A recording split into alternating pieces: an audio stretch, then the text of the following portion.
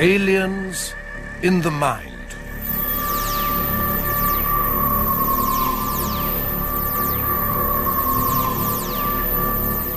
Co-starring Vincent Price as Curtis Lark and Peter Cushing as John Cornelius.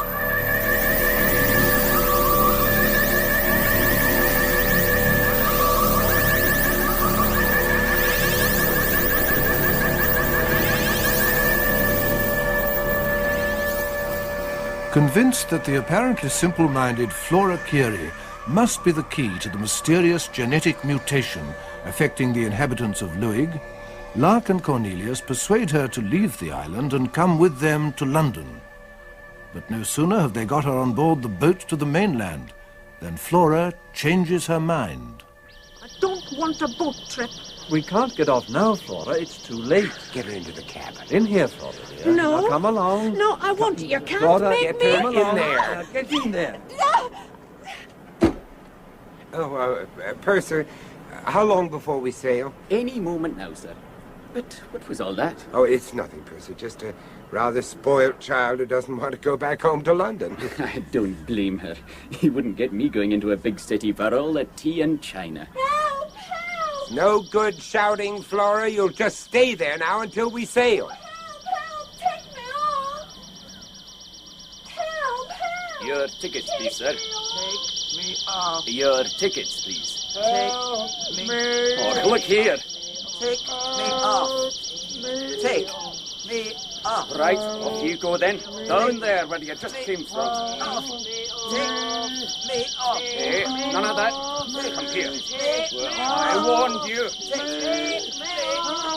Let your horse. John, let me in. Let me in. Oh, for goodness sakes, John, do something. She must be calling every mutant on the island. There'll be a riot if we don't get her under control. The only way to do that is to knock her out. Yeah, exactly. Any suggestions? Mm-hmm. Just these two. Pop them in her wine glass and make her drink it. That should do the trick. I hope you know what you're doing. Trust me, John. Anyway, I can't stay here chatting with you. I've got an invasion to repel. Now, don't forget to lock the door after me. All right, all right. Hey, none of that. Come here. Take me off. Take me off. It's locked, Purser. Take me off. Oh, my God. Now, you just stop kicking that door down. John, for Pete's sake, switch her off, will you? Oh, no, you don't. Oh, no. Come no. Oh, you don't. Come on. Off. No. What are you doing? Oh, I beg your pardon. I'm awfully sorry, sir. That's quite all right, Percy. What happened? Well, I thought you were going to fall, so I just grabbed you. Thank you. Thank you very much, sir. You feeling all right now? Yes. Yes, thank you, sir. I wonder what came over me. Anyway, if you'll excuse me, sir, we'll be sailing almost immediately. I must attend to my duties. John! Open up, John. It's me, Curtis. Come in. What have you been doing? Oh, I've been swapping bedtime stories with the purser. Quite apart from the little army of mutants down on the dock, our friendly neighborhood purser decided to join in the fun and kick the door down. Great Scott, the purser? How did you stop him? Well, I interposed my body between him and the cabin door. Clever, eh? And he kicked me on the ankle, damn him. Mind you, he wasn't really himself at the time, but when he came to his senses, he apologized and went about his duties like a good little purser. Extraordinary. The purser's an unexpected complication, isn't he? Yes, he was a real shaker. I just wasn't prepared for a mutant here on the boat. But it's a normal enough job for an islander, plying back and forth to the mainland. Yeah, but I wonder how many mutants have used the boat to get off the island altogether, and whether they went of their own free will or under orders.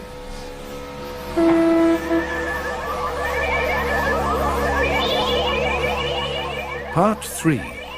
Unexpected Visitations. Sherry? No, prefer Scotch. Say when. Boop. Help yourself to water, dear fellow. Oh, Here you are. Thanks. What about you?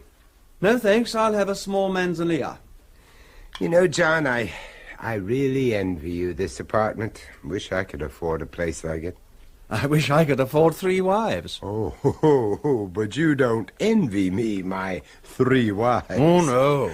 Not all 3 of them. Whereas I do envy you your apartment. Well, these were my consulting rooms originally. Yeah, I noticed all the equipment. Most of it's pretty out of date these days. Now, that's why I insisted on taking Flora to the hospital. We can do every test you can think of there. Is that where she is now? Yes, in the radioisotope laboratory. I want to put her under the gamma camera. What do you expect to find, John? Some sort of brain lesion? Well, if the brain has undergone any physical change, it's probably the best chance we have of finding it. Have you considered that there might be no physical abnormality involved? Just an intensified refinement of some particular sense or sensitivity? After all, telepathy is nothing new. This is not telepathy, as much as thought transference. The so-called controllers transferring their thoughts to other mutants. Look, John, whatever form this mutation takes, in Flora's case, it's somehow gone askew. Most of the time, she behaves like a mentally retarded child, when in fact she's really as much a mutant controller as Mrs. Kyle was. Ah, yes, but with Flora, that power only manifests itself when she's frightened or disturbed in some way. Emotionally disturbed. That's what I'm getting at, John. The point is, why? Oh, I have no idea. No, but she has. Or at least she may have. Some traumatic, emotional experience.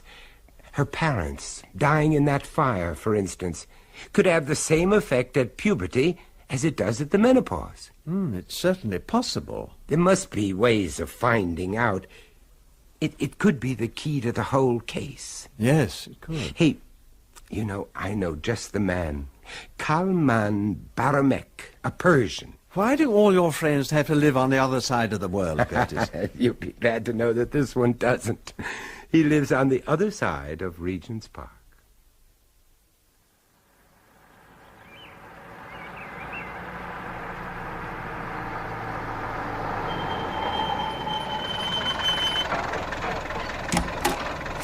Careful, Flora. It's quite a big step down. I'll take care of this. What do I owe you? It'll be 85p, please, sir. All right, here you are. Keep the change. Oh, thank you, sir. What do you think, John? Nice location, isn't it? Right opposite the zoo. Very therapeutic. Can we go and see the animals? Later, Flora, when we've seen Mr... Dr. Baramek. Kalman Baramek. He's on the 2nd floor, I think. Witchley, Hazel. Ah, here we are. Baramek. Oh, please, let's go and see the animals. Later, Flora. That's a promise, Flora. Who is it? Curtis Lark. Come up to the 2nd floor, please. In we go, Flora. Come in, Curtis. It's good to see you again. Oh, it's been a long time, Kalman.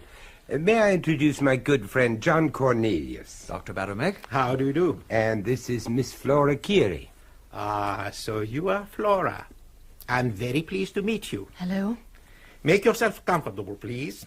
Thank you. Now, can I get you something to drink? A cup of tea, perhaps? That would be most welcome. Joanne? Yes, Doctor? Joanne, I think we'd all like some tea. And perhaps you could tempt the palate of this young lady. This is Flora Keiry. Hello, I'm Joanne Harrington. Perhaps you could come and choose something you like. Not really. Come on. We've got all sorts of goodies hidden away in here.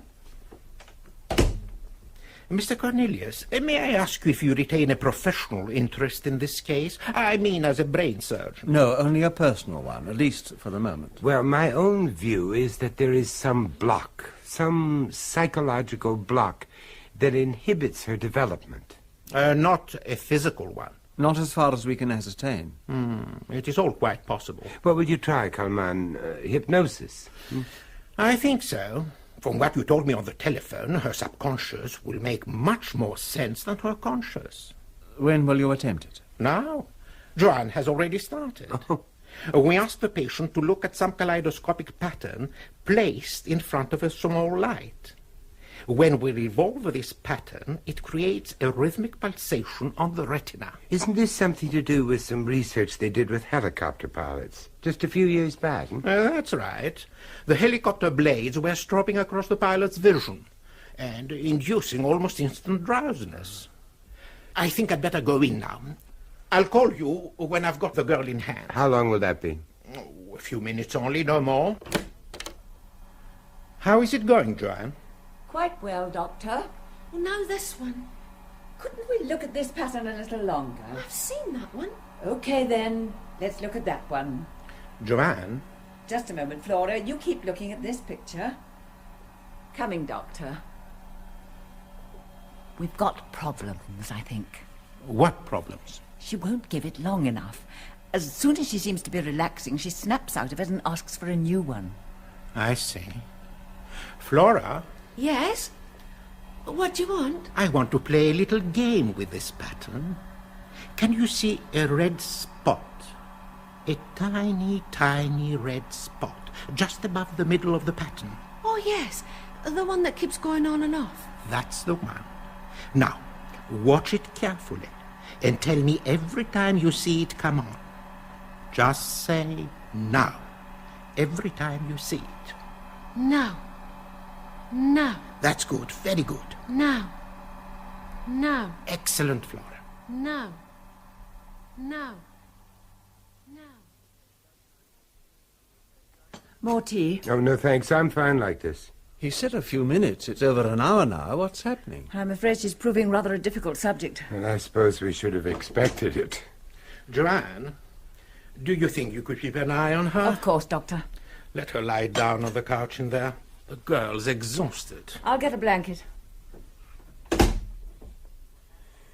Well, tell us what happened, Carlman. Nothing. You were unable to hypnotize her? Let us say rather that she successfully resisted all my efforts. Curtis, when you briefed me about this case, you told me that she had shown signs of extraordinary mental power. Yes, that's right. By extraordinary, did you mean extrasensory? Well, that's what we suspect. We have indications, but no proof. No positive proof. Nothing we could submit as scientific evidence. Unless you've discovered something, Carlman. Yes, I felt something.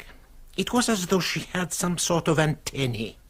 The energy, the mental energy she was generating was quite extraordinary. What do you do now? We have to find ways of reducing her resistance. You mean drugs, of course, huh? A diazepam should suffice. It will bring her to that drowsy, twilight zone between waking and sleeping. It's very much like a hypnotic trance, anyway. When do you propose to use the diazepam? That depends on whether you want me to, Mr. Cornelius. Why? It's not dangerous, is it? No, of course not. But the girl doesn't want me to continue. Subconsciously, her resistance is almost fanatical. Well, it's in her own interest to continue, Carlman. No, Curtis. It's in our interests. It may be in hers, if we're lucky. But either way, we have to go on. Right, John? I suppose so. Then I suggest that you should both return in about an hour or so. I think we should let Flora rest that long. Well, looks like we've got an hour to kill. So what will you do? I think we should go and see... Who? The monkeys at the zoo. Now, whatever for. Well, why not? I always find them very Therapeutic. Precisely. Okay, let's go to the zoo.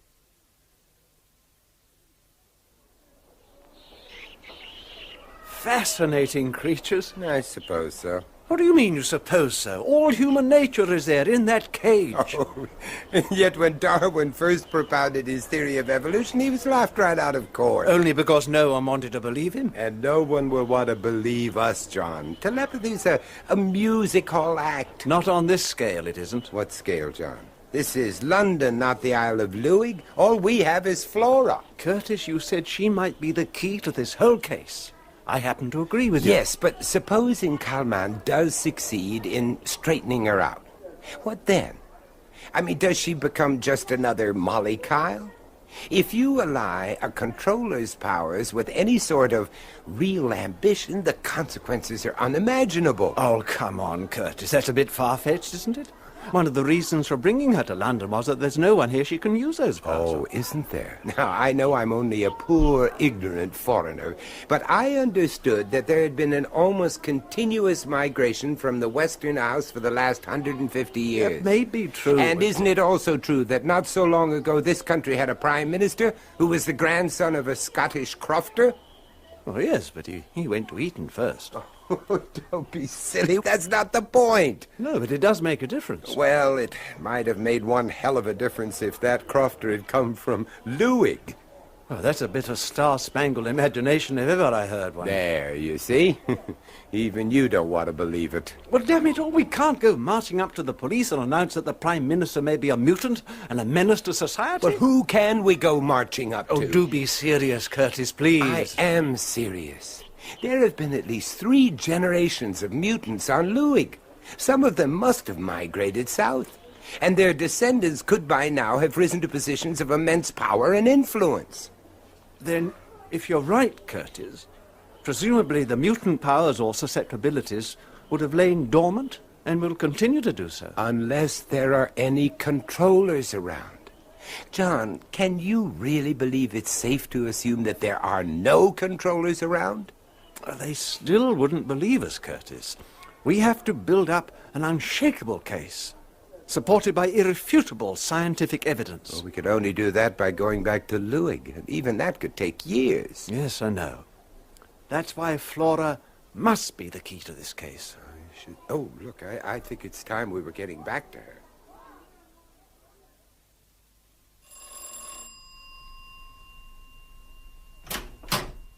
Oh, Professor Lark, Mr. Cornelius, thank God you've come. Why, what's happened? It's Dr. Baramek. Where is he? In here. Kalman, are you all right? More or less. A little sore between the ears, perhaps. Thought he'd killed him. You thought what? That man, that maniac. Right, nurse, now come over here and sit down and relax a minute. And then tell us what happened from the start. Now take it slowly and try not to leave anything out. Well, it was not more than 10 minutes ago. I just looked at Flora. She was restless, very restless. I was telling Dr. Baramek when there was a ring at the door, not the street door, the door of this apartment. Am I expecting someone, Joanne? Well, you've no appointment. I wonder who let them in from the street. Perhaps it's the caretaker. I'll go and see. All right, I'm coming. Can I help? Hey, where do you think you're going? Come back. Doctor, look, you just can't go barging in. Look out, Doctor, he's a raving lunatic. Sit down, won't you? I'd rather you sat down and told me about it. Doctor. I think it's all right. Thank you, Joanne. You can't go in there. No, stop. You can't stop, I tell you. You killed him, you lunatic. You killed him. Away from me. Oh, we can go now. Doctor. I'm ready. Dr. Baramek, are you all right? Doctor. Oh, my God. Bye-bye, Doctor. Flora. I'm going now. This nice man's taking me away from here. But, Flora, what about Professor Lark? Flora, you just can't walk out on them like that. But she did walk out, just like that. Yes. Without coercion? They went out hand in hand like a couple of young lovers. How old was this man? Mid-40s, I suppose, greying at the temple. Quite distinguished looking, really. And a very distinguished walking cane. Ebony, by the feel of it. Oh, poor Kalman. I am sorry about that. I'm sorry about the girl. Do you want me to get the police in? Oh, if you could bear not to, Kalman, I'd be very grateful. I thought that might be the case. John wanted to phone them earlier. We should report that she's missing. Just missing? Or strayed. But not stolen. Definitely not stolen. Not yet. Where's the phone? You can use the one in the office. Here, I'll show you. Thank you. There are 100 questions, Curtis. Yes, I know, old friend, and so few answers, so very few. When Joanne was recounted what happened just now, it dawned upon me that that man was behaving in much the same way as a person under direction. Yes, I know. The question is, my dear Kalman, under whose direction? Oh, John, what did the police have to say? They've already found her. Oh, good. She was seen wandering about the streets in a daze. What about the man? They didn't mention him. They've taken Flora straight round to my flat. I didn't want to involve you, Dr. Baramek. Thank you. It was a kind thought, but perhaps you could allow me to involve myself. Well, as long as you're coming, you might as well bring that sedative with you. What was it? Diazepam. Oh, yeah. Well, you better bring some. We might need it. I'll go, Curtis. Mr. Cornelius, Yes? I've brought back Miss... Flora, thank heavens you're safe. We were so worried about you. Hello. Curtis, it is Flora. You must be exhausted, child. Come along. Take her into the sitting room, Curtis. All right, come on, Flora. What happened to you? Thank you so much, officer. Come in, won't you? Oh, thank you, sir. I can't tell you how relieved we are to have Flora back. Glad to have been of service, sir. She is, all right, isn't she, sir? How do you mean? Well, she was just wandering around in the middle of the road. All over the place she was. And the way she talked. Well, at first we thought she was on a trip. A trip? You know, drugged. Acid. Oh. LSD. Oh, no, nothing like that, no. She was probably just disorientated.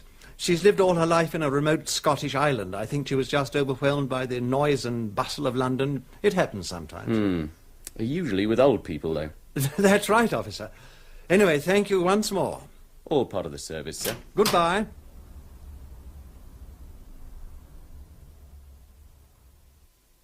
But I still don't understand, John, why Kalman didn't want to give the injection himself. He thought it was better for me to do it. She doesn't trust him, you see. Oh, I see, yes. Well, she seems to be fully under now. Do you think it's safe to call him in? Yes, if you'll be so kind, Curtis, then we can make a start. All right. Kalman, you can come in now. I think she's nearly ready. John gave her the injection. I'm sure I was right to keep out of the way. Even now, the sound of my voice might upset her. So could I suggest that you also carry out the questioning yourself? Either of you or both, if you like. I'll just watch and keep an eye on things. Okay, then. You ready, John? Ready and willing. Well, let's not keep the lady waiting.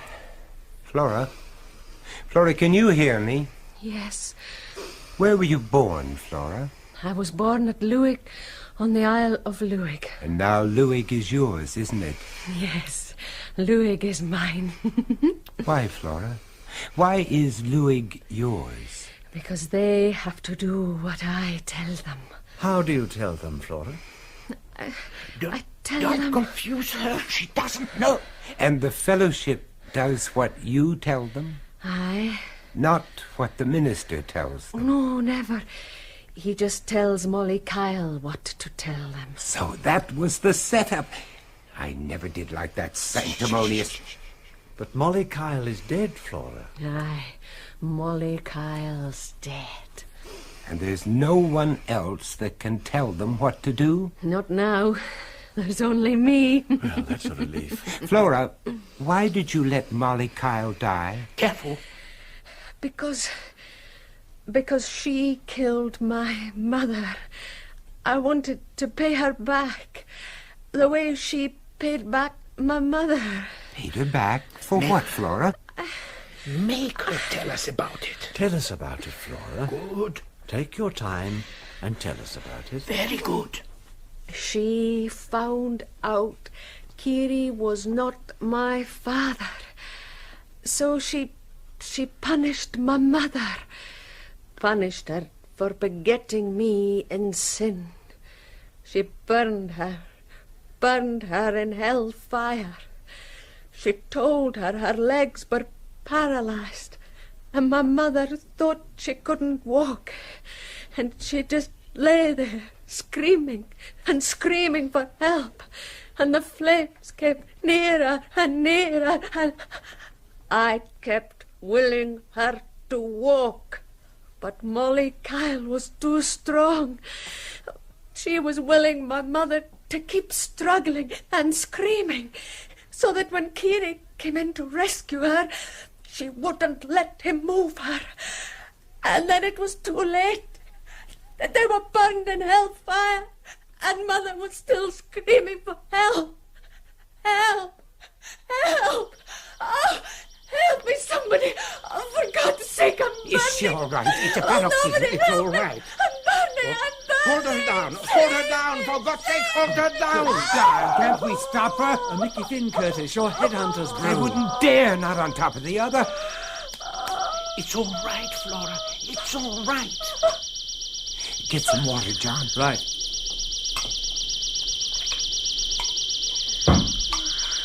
There you are. What's that? What's going on? Sounds like somebody's breaking down your door. I'd better go and find out.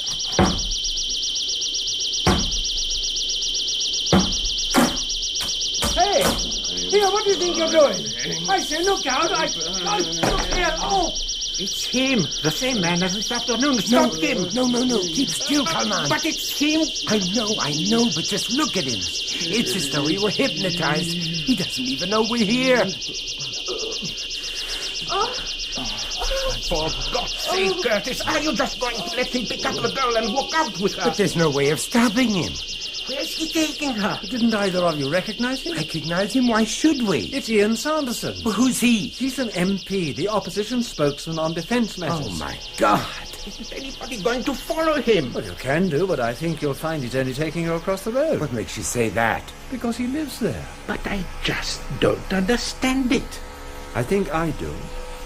What was a subject for scientific research has suddenly become a question of national security.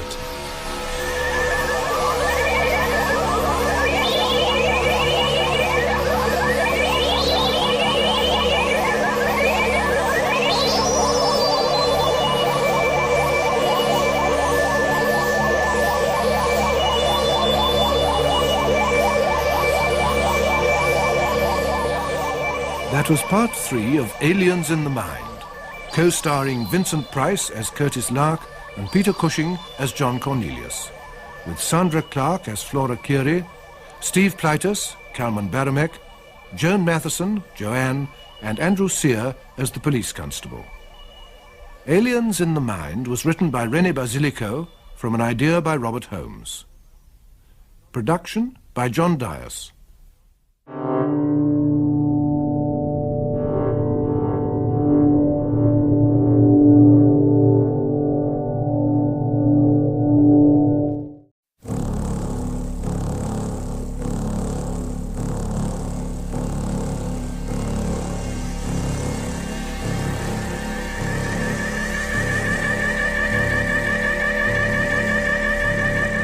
Aliens in the Mind.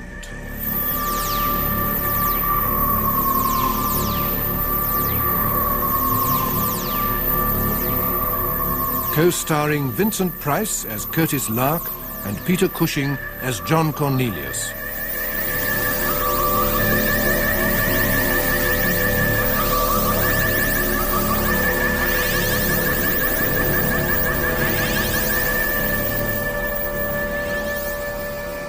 Lark and Cornelius take Flora Keiry away from the remote Isle of Luig with its frightening colony of mutants and bring her to London, where they hope to investigate her mysterious powers as a controller.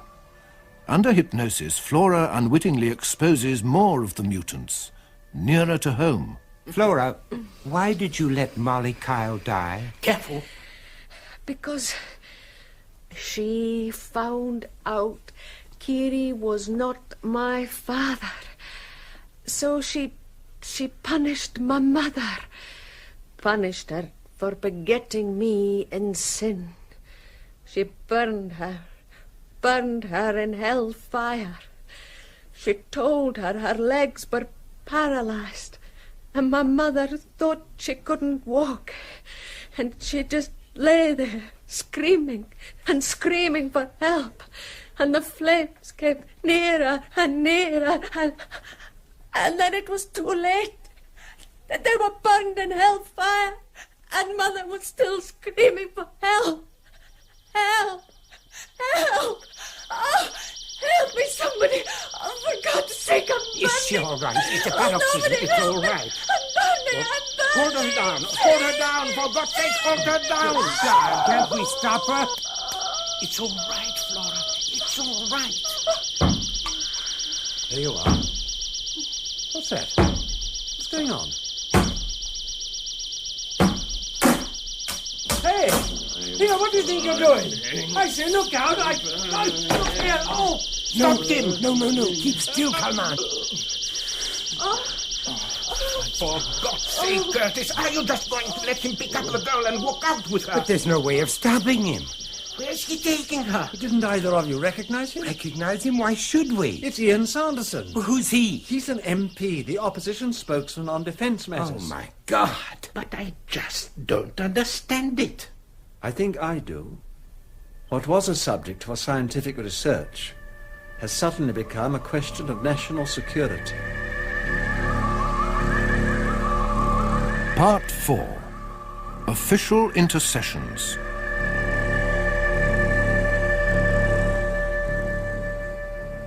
Would you mind just filling that in, please, sir? Certainly. You too, please, sir. What is it? A security pass, sir. What do they keep in here, John? The crown jewels? This is the Home Office, not the Tower of London. Well, what do they keep here? I sometimes wonder. There. Thank you. Thank you, sir. Your appointment's with Colonel Gulliver, is it, sir? That's right. Yes, he'd be in room, yes, here we are, room 517. 517. Yes, follow that corridor down to the end and then take the lift to the 5th floor, sir. If you turn right when you get out, you'll find 517 almost facing you. Thank you very much. Come along, Curtis, my boy. I'm coming. You can't miss it, sir. The rooms are clearly numbered. John, you know, what I don't understand is if this Gulliver is a colonel, what's he doing in the Home Office, huh? Well, Harry Gulliver's ex-army, actually. Something to do with security now. Bit tight-lipped on the surface, but he's not a bad sort when you get to know him. Anyway, you sometimes have generals in the White House, don't you? Oh, yes, and we usually end up regretting. What do they want, Gulliver? I've no idea, sir. Not yet. Oh, damn it, man. I would have thought you'd have enough on your plate without inviting coachloads of civilians to come poking their noses in the security cabinet. I suppose they know what they're doing. Excuse me. Oh, good day to you, sir. And good day to you, sir. Ah, there you are, Cornelius. Sorry Good about morning, that. Colonel. May I introduce Professor Curtis Lark, Colonel Gulliver. Ah, pleased to meet you, Professor. Hello, Colonel. Who was that just went out? Brigadier Sherman, my head of department. Like the tank, you know? Bit of a blimp, really. Take a pew, won't you? Oh, thank you. Thank you so much. Well, now, what's all this about? You tell it, John. Me? Yeah, you won't embroider it as much as I would. Oh, very well. It all started on the Isle of Luig. Where the hell's that? Luig? Oh, it's one of the Outer Hebrides. Professor Lark and I had gone up there to attend the funeral of a mutual friend. Now, let me get this straight, Cornelius. You're telling me that up on this Scottish island, whatever it's called... The Isle of Luig? Yes. There are these people, these, mutants, didn't you call them? That's right. Who can be manipulated simply by having thoughts put into their heads by these, controllers. Without the mutants being aware of it. That's the point, Colonel. They have no recollection of having been manipulated in this way. And it's all done by telepathy. Almost certainly. Well, it all sounds a bit like science fiction, I must say. Telepathy and mutants and all that. I mean, it sounds more like, H.G. Wells? Who? Wasn't it Wells who wrote, "In the country of the blind, the one-eyed man is king"? Very clever. Well, you must admit, it sounds rather unbelievable. Anyway, I really can't see why you should come to me with this fairy tale. We found one of these controllers, as we call them, a girl about 19 years old, called Flora Keiry, and we managed to get her to London for various tests.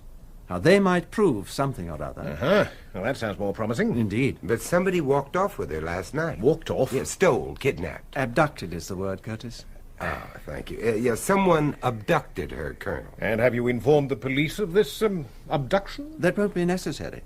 We know who the man is and why he did it.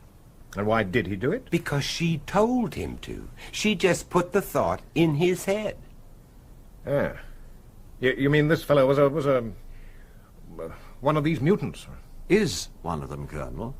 He is also a member of Parliament.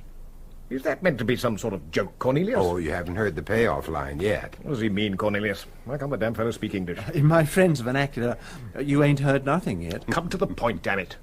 Our mutant MP is one of the opposition spokesmen on defence matters. Oh, no! Now do you see why we came to you with this fairy tale, Colonel? One way or another, I think we put that over rather well, John. You know, we'd make quite a good double act on the hall. Oh, saints preserve us. Personally, I felt we were hemming like mad. Don't we always? Speak for May I yourself. trouble you with your passes, gentlemen? Yes, of course, there we are. Okay, here you go. Thank you, gentlemen. Good day to you. Good day.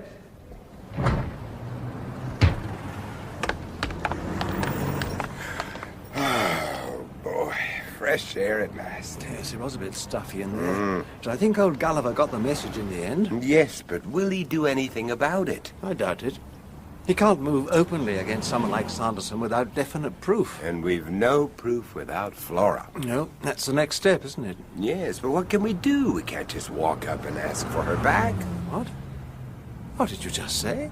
I said we can't just walk up to Sanderson and ask him to give Flora back to us. But that's exactly what we can do. In fact, it's the only way. It is? My dear Curtis, you really do have the most unerring nose for these things. Oh, I don't know. It's quite an ordinary nose, really. Chic, perhaps. Patrician, even. We can soon alter that. Yes?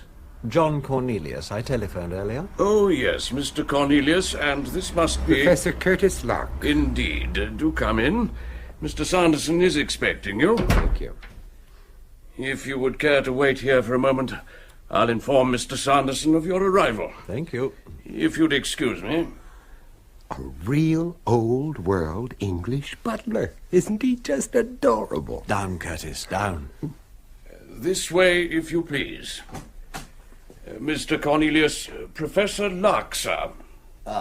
Thank you, Gwent.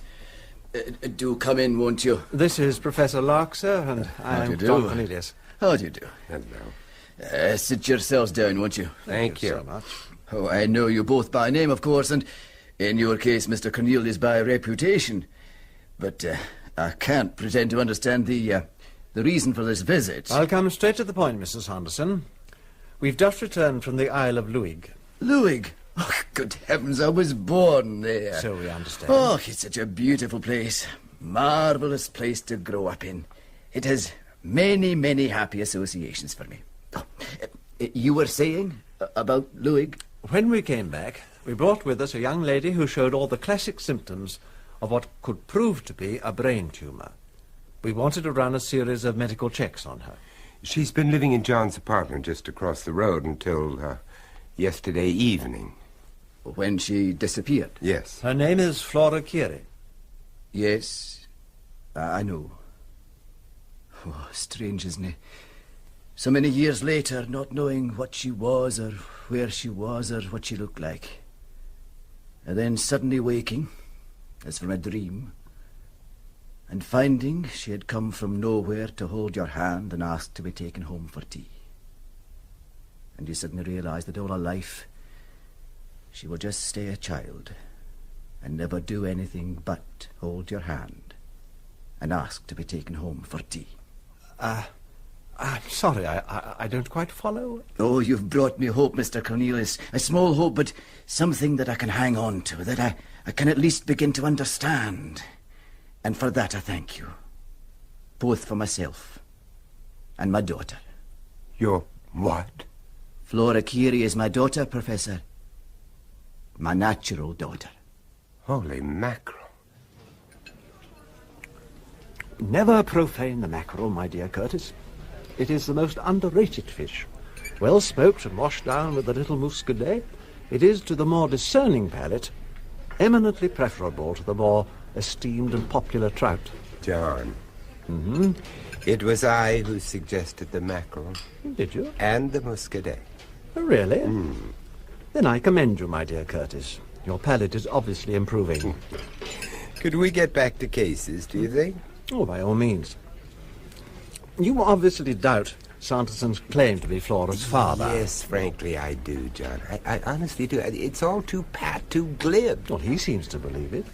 And I think that was genuine. Yes, but who's to say that she didn't put the idea into his head? She desperately needs affection, security, someone to lean on. She only had to think of him as her father, and he would have accepted it as fact. Agreed, but at least the dates matched. And I really don't think she could have put all that background detail into his head. Well, you could be right. I can't see how she could have known all that stuff either. No. I'm sure all she knew was that her mother was murdered for... what did she call it? Begetting her in sin. Yes, yes. It all comes back to the Reverend Donal Scoular, doesn't it? That man's got an awful lot to answer for. And since the Reverend Scoular is the only person able to verify Sanderson's story, we have no option but to accept it at face value, at least for the moment. Well, does that mean we have to leave Flora in Sanderson's care? I really don't see what else we can do. She'll be well looked after, and we have complete access to her. Besides... Besides what? Well, what will we do with Flora when we've finished all our tests and checks? Send her back to Louis? Into the Reverend Scoular's tender clutches over my dead body. Quite right. Sanderson's claim to be her father could suit us very well. Very well indeed. Could it, John? Or could it be risking Flora's life? Curtis, melodrama does not become you. It sits badly on your accent. Look now, honestly, seriously, there must be a controller behind Sanderson. It doesn't necessarily follow just because Sanderson is a mutant. No, but it's possible and you know it. I mean, otherwise, you would never have suggested going to someone like Gulliver. All right, Curtis. Point taken. Good. Then no fully fledged controller is going to take kindly to a butterfly mind like Flora's fouling up the works. No. No, I would think that might well be true. On the other hand, one could argue that if there is another controller, Flora's butterfly mind might be just the thing to flush him out into the open. You make her sound more like a sprat to catch a mackerel. How appropriate, Curtis. More wine, dear fellow? Oh, thanks.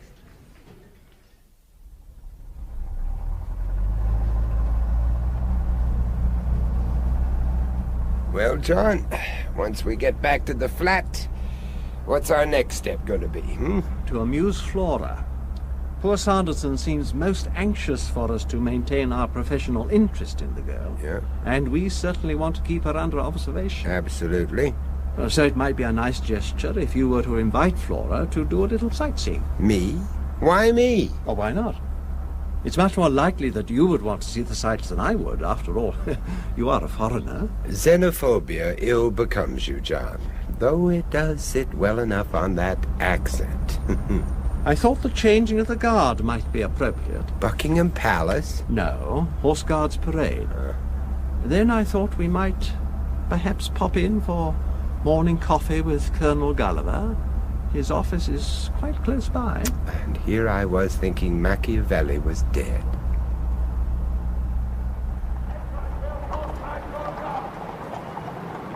Oh, aren't the horses lovely? Ah, they're beautiful. Yes. Why aren't all the soldiers wearing red? Because they're from two different regiments. The ones in red are the Life Guards, and the ones in blue are the Royal Horse Guards. Or is it the other way round, Curtis? Why ask me? They're your soldiers, John. Oh, no. What's the matter, Flora? Someone's looking for me. Oh, come on, Flora, relax. Look at the soldiers. They're so pretty. I think striking would be more apt. I want to go home. But we've only just arrived. Someone's looking for me. Nonsense, Flora. I'm frightened. I want to go home. Oh, no, come along, Flora. Don't be so silly. You're imagining things. That doesn't reassure me one whit. Please. John, why don't you take Flora, go see our friend Gulliver, huh? And what do you propose doing? Well, I'll hang around here and make sure that no one is following her. Following? Oh, come on, Curtis. Oh, please, I must go home. You know, John, as well as I do, that Flora has an unfortunate habit of being right about these things. Anyway, it might even be the first of your mackerel. Please. Do as I suggest, please, John. Take Flora to see Gulliver. If anyone is following her, there's no way he can cross a street as wide as Whitehall without showing himself. And if he does? Well, then I'll follow him, of course. Oh, very well. Come along then, Flora. Oh, thank you.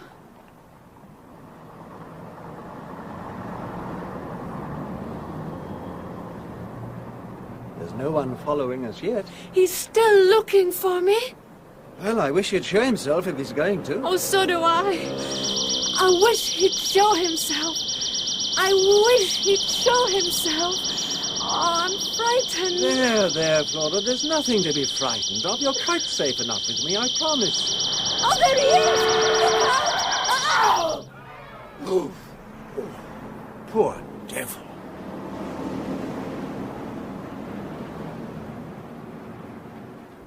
Slight concussion, contusions on the face and arms. Nothing serious, Colonel. Where is he now? In the hospital, presumably. They took him off in an ambulance. And you think he was following you? Following Flora, Colonel. I'm sure of it. He was looking for me. He was the one. Well, he wasn't one of my men. His name was McBinney. How do you know that? Well, we checked his identity before they put him in the ambulance. Well, I don't have anyone of that name on my staff. The police on the Isle of Luig have a sergeant by that name. This wasn't the same man, though. No, but... There's lots of McBinneys on Luig. Miss Keiry, is there any reason at all, why anyone from Luig should be looking for you? To take me back. Flora, listen to me. Did you want that man, McBinney, did you want him to cross the road? Oh, I wanted him to show himself. I didn't mean to hurt him. I wanted him to show himself. It's all right, Flora. Really it is. There, dear. You said you wanted him to show himself. Well, so I concentrated and willed him to. I didn't know he'd get hurt. Stop this silly charade. I don't believe a word of it. It's all some damn fool prank. I'm surprised at you, Cornelius, a man in your position.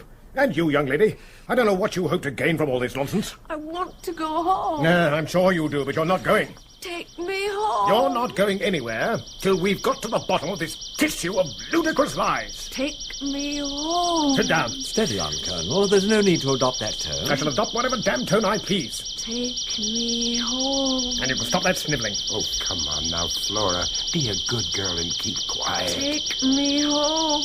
I want to go away from here. Yes, I know, Flora. Just leave it to old Uncle Cornelius. Eh? He's going to talk our way out of this, aren't you? Am I? Well, you've certainly got some explaining to do. Take Sir? me home. Brigadier Sherman. Take What can I do for you, sir? home. But, sir, I mean... Forget it, Colonel. There's nothing you can do but watch. We can go home. We can go home. Please. We can go home. We can go home. We can go home. Where's he taking her? Home, by the sound of it. We'd better go after them. You go, John. You might be able to sweet-talk her into switching off. And you? I'd better stay here. I've got some explaining to do. Do your best. Okay. Would you mind filling me in? What exactly is going on round here? Well, to put it simply, Flora's been sending out telepathic distress signals, and your gallant brigadier answered them. You mean... I do. And it couldn't happen to a nicer man. But the brigadier's the head of the department. Well, in that case, Colonel, the department's got quite a headache. You should have seen poor Gulliver's face, John. It was a picture, an absolute picture. And so was Sherman's. He was halfway down the corridor when I caught up with him, and he couldn't understand what he was doing there. He was terribly concerned about himself. Anyway, it's an ill wind. Is this our street? Yes, your father's house is just down there on the left. Oh, where the ambulance is. Ambulance? She's right. There is an ambulance. And the police. Stop here, driver. Very good, sir.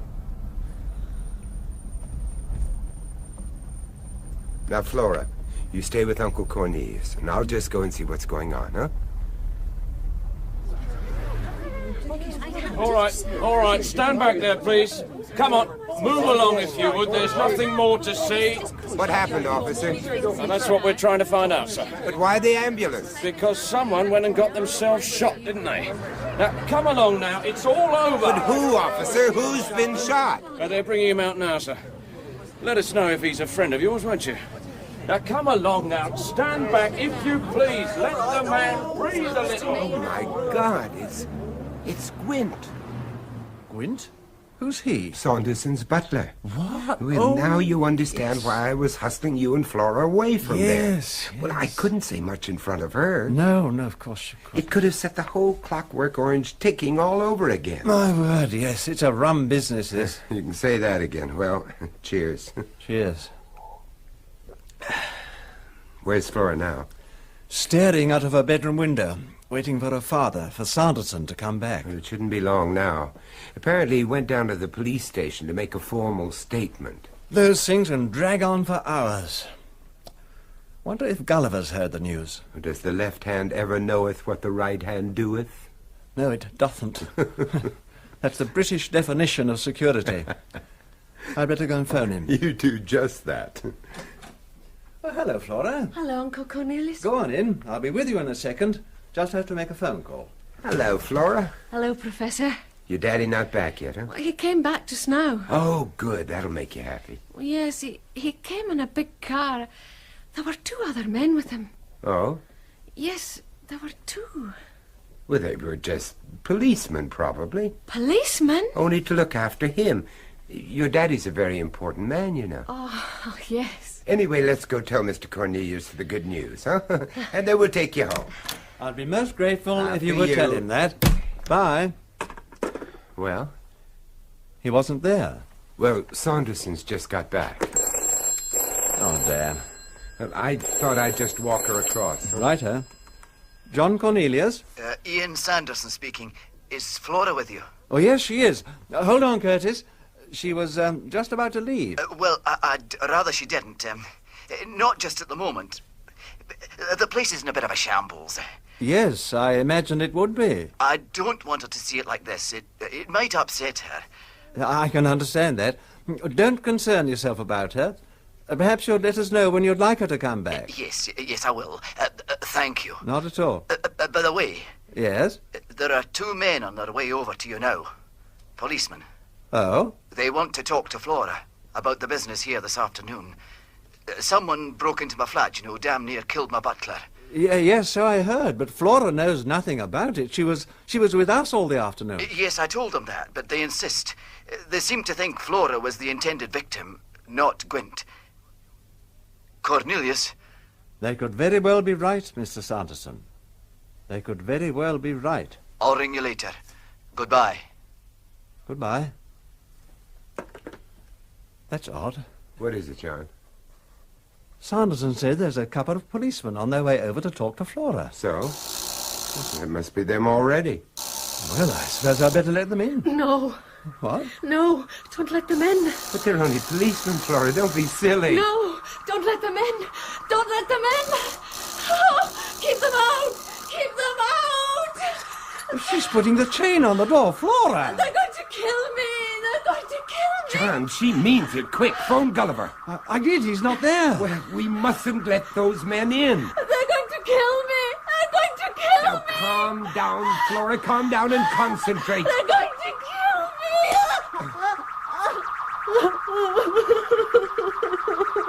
Now listen to me, Flora. They can't kill you if you want them to go away.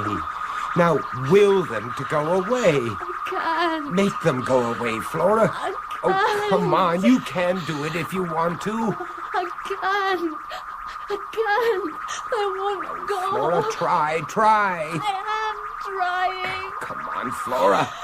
It's not working. Come on. It's not working. They're going to kill me. Get down, Flora. Get down. Keep down, Flora. Don't move. Flora. Flora, are you all right? Flora. What? Flora's dead. I can't believe it. Such a waste. Yes, John. But now you have to believe that there is another controller. Right here. In London.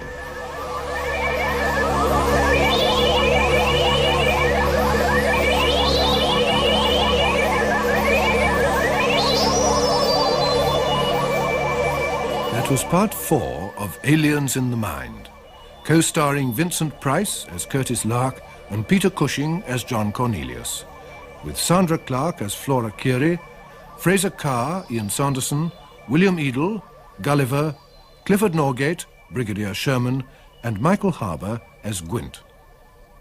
Aliens in the Mind was written by René Basilico from an idea by Robert Holmes. Production by John Dias.